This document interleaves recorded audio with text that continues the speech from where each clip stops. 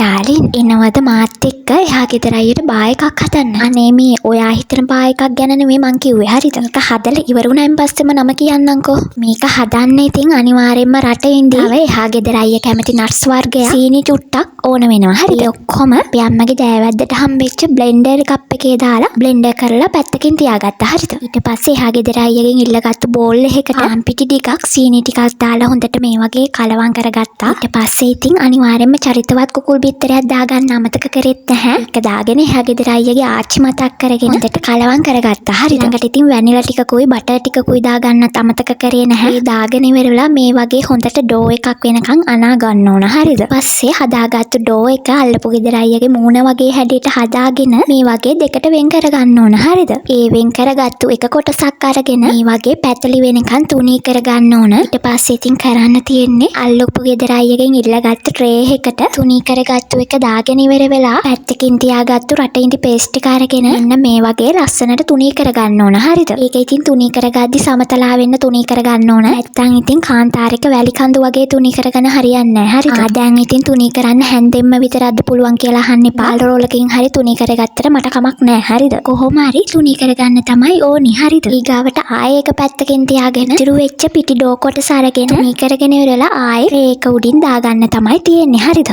දැන් මේ ඉතින් තීන්ත ගානවා එහෙම නෙමෙයි. චරිතවත් කුකුල් බිත්තරයක් අරගෙන ඒක කඩලා ඉවර වෙලා ඒව තමයි ගෑවේ. හරිද? ඊට පස්සේ ඉතින් එහා ගෙදර අයියා කැමති නට්ස් වර්ගයක් උඩින් දාගෙන 180ට විනාඩි 5ක් විතර රත් කරපු oven එකේ දාලා 180ටම විනාඩි 25ක් විතර දෙනකන් හදා ගන්න තමයි තියෙන්නේ. එහා ගෙදර අයියාගේ බා එක හැදුවයින් පස්සේ යාට කරන්න තියෙන්නේ ඉතින් එයාට කතා කරලා ඉවරලා කන්න දෙන්න තමයි. හරිද?